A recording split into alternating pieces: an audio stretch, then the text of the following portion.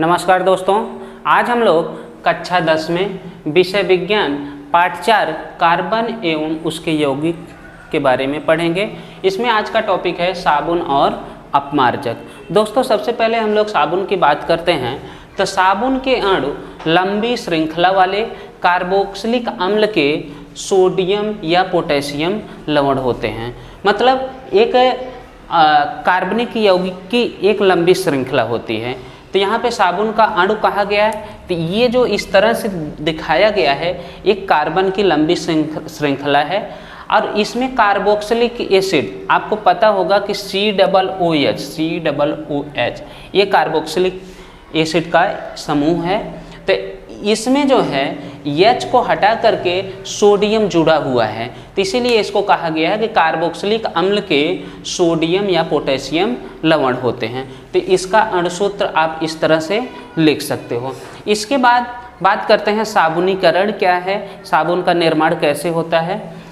कोई भी वनस्पति तेल या जंतु वसा जब सोडियम हाइड्रोक्साइड के साथ या क्षारक के साथ अभिक्रिया कराई जाती है तो ग्लिसरॉल तथा वसा अम्ल का सोडियम लवण, जिसको साबुन के नाम से जाना जाता है, तो इस तरह से साबुन का निर्माण होता है।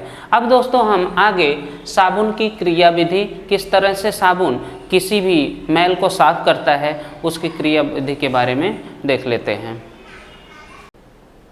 ओके दोस्तों, अब हम लोग अपमार्जक के अणुसूत्र, जिसको डिटर्जेंट के नाम से आप लोग जानते हो, इसका अणुसूत्र कुछ इस तरह से होता है। इसके पहले आपने देखा कि साबुन में कार्बोक्सिलिक एसिड का समूह होता है COOH का, जबकि इसमें सल्फोनेट ग्रुप होता है।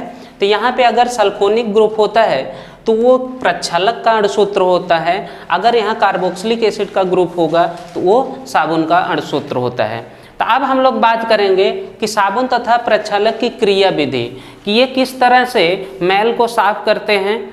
कपड़े धोने के लिए हम लोग प्रक्षालक का यूज करते हैं, नहाने के लिए साबुन का यूज करते हैं।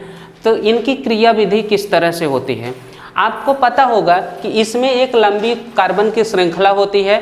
फिर ये वाला भाग जो होता है वो ध्रुवीय भाग कहा जाता है। ध्रुवीय में धनात्मक और ऋणात्मक दो भाग होते हैं, तो इसको आप ध्रुवीय भाग कह सकते हो, ध्रुवीय भाग। और ये जो कार्बन की श्रृंखला है ये अध्रुवीय भाग कहा जाएगा, अध्रुवीय भाग।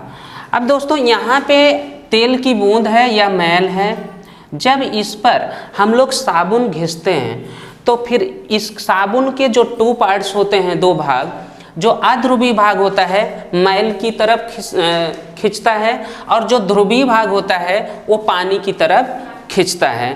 तो एक भाग मैल की तरफ, दूसरा भाग पानी की तरफ खींचता है। अब इस पे साबुन लगाने के बाद जब हम उसको साफ करते हैं तो पानी की तरफ ध्रुवीय भाग जब खींचता है तो उसके साथ में इसका अध्रुवीय भाग खींचेगा और इस अध्रुवीय भाग के साथ साथ तेल की बूंद या मैल भी वहाँ से खिसक जाती है और इस तरह से ये लेयर साफ हो जाती है और मैल यहाँ से हट जाती है। तो इस तरह से ये क्रिया विधि साबुन तथा प्रक्षालक दोनों के लिए है। तो आई होप आपको ये वीडियो पसंद आया होगा। आप लोग इसे ज़्यादा से ज़्यादा लाइक करें और शेयर करें। Thank you.